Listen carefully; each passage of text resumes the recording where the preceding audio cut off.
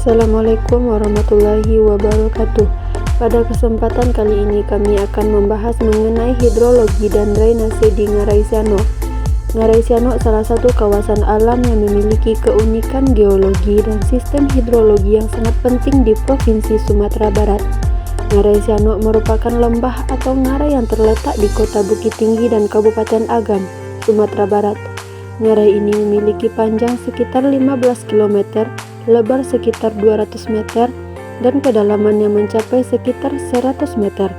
Kawasan ini terbentuk akibat aktivitas tektonik dari sesar Sumatera atau Semangko yang masih aktif hingga saat ini. Selain terkenal sebagai objek wisata, Ngarai Siano juga memiliki fungsi penting sebagai daerah resapan air, pengendalian aliran permukaan, serta habitat berbagai flora dan fauna. Sebelum membahas lebih lanjut apa itu hidrologi, hidrologi adalah ilmu yang mempelajari keberadaan, pergerakan, distribusi, serta kualitas air di bumi. Dalam hidrologi, dipelajari bagaimana air mengalami siklus mulai dari penguapan, pembentukan awan, hujan, infiltrasi ke dalam tanah, aliran permukaan hingga kembali ke sungai dan laut. Di Ngarai Siano, siklus hidrologi berlangsung secara alami karena kawasan ini masih didominasi oleh vegetasi, lahan pertanian, serta daerah perbukitan. Kondisi hidrologi Ngarai Siano, curah hujan di kawasan Bukit Tinggi tergolong tinggi karena dipengaruhi oleh iklim tropis. Curah hujan yang tinggi menyebabkan debit air sungai di kawasan Ngarai sering mengalami peningkatan terutama pada musim hujan. Sungai utama yang mengalir di dasar Ngarai Siano adalah Batang Siano. Sungai ini menerima aliran dari berbagai anak sungai serta limpasan air hujan dari lereng-lereng di sekitarnya. Pengertian drainase.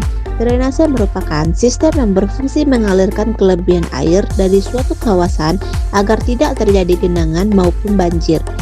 Pada kawasan alami seperti Ngarai Siano, sistem drainase lebih banyak terbentuk secara alami melalui sungai, anak sungai, saluran kecil, mata air, serta alur-alur air yang mengikuti bentuk lereng. Sistem drainase alami ini berfungsi menjaga keseimbangan hidrologi kawasan. Sistem drainase Ngarai Siano terdiri dari beberapa komponen, yaitu yang pertama, Batang Siano sebagai saluran utama yang mengalir air menuju daerah hilir. Yang kedua, anak-anak sungai yang membawa air hujan dari daerah perbukitan menuju sungai utama. Yang ketiga, daerah resapan air yang berada pada lahan berhutan dan area pertanian. Yang keempat atau yang terakhir, saluran drainase buatan di kawasan permukiman sekitar Bukit Tinggi yang membantu mengarahkan air hujan menuju sistem sungai. Meskipun memiliki sistem alami yang baik, Ngarai Siano menghadapi beberapa permasalahan. Yang pertama, ada erosi lereng. Curah hujan yang tinggi menyebabkan tanah pada lereng mudah tergerus sehingga terjadi longsor. Yang kedua, sedimentasi sungai. Material hasil erosi terbawa ke Batang Siano sehingga mengurangi kapasitas aliran sungai. Yang ketiga, alih fungsi lahan bertambahnya pembangunan dan permukiman yang menyebabkan daerah resapan air semakin berkurang sehingga limpasan permukaan meningkat. Oke guys, yang pertama yaitu upaya pengelolaan hidrologi dan drainase. Untuk menjaga kondisi hidrologi dan drainase di Ngarai Siano diperlukan beberapa upaya.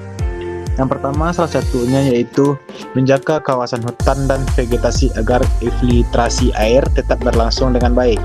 Yang kedua, melakukan penghijauan pada lereng yang rawan longsor.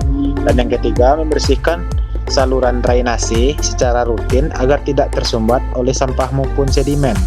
Dan yang keempat, mengendalikan pembangunan agar tidak merusak daerah resapan air.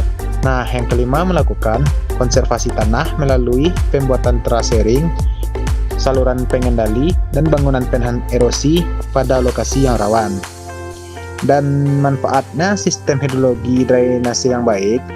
Apabila sistem hidrologi dan drainase di Ngarai Siano, manfaat sistem hidrologi dan drainase yang baik yaitu apabila sistem hidrologi dan drainase di Ngarai Siano dapat dikelola dengan baik, maka manfaat yang diperoleh antara lain yang pertama yaitu mengurangi risiko banjir dan genangan, mengurangi potensi longsor pada lereng, menjaga kualitas air sungai, menjaga ketersediaan air tanah, mendukung sektor pertanian, melestarikan ekosistem flora dan fauna, dan mendukung pariwisata hingga memberikan manfaat ekonomi bagi masyarakat sekitar. Nah, jadi kesimpulannya yaitu, dari pembahasan tersebut dapat disimpulkan bahwa Ngarai Sianok merupakan kawasan yang memiliki sistem hidrologi dan drainase alami yang penting. Sungai Batang Sianok, curah hujan yang tinggi, vegetasi, serta kondisi topografi membentuk sistem aliran air yang khas. Namun demikian, kawasan ini juga menghadapi beberapa tantangan seperti erosi, sedimentasi, longsor, serta alih fungsi lahan. Nah, oleh karena itu diperlukan pengelola drainase, konservasi tanah, dan pelestarian lingkungan agar keseimbangan hidrologi tetap terjaga dan Ngarai Sianok dapat dimanfaatkan secara berkelanjutan. Sekian presentasi dari saya. Terima kasih atas perhatian Bapak dan Ibu dan teman-temanku yang tersayang. Assalamualaikum warahmatullahi wabarakatuh.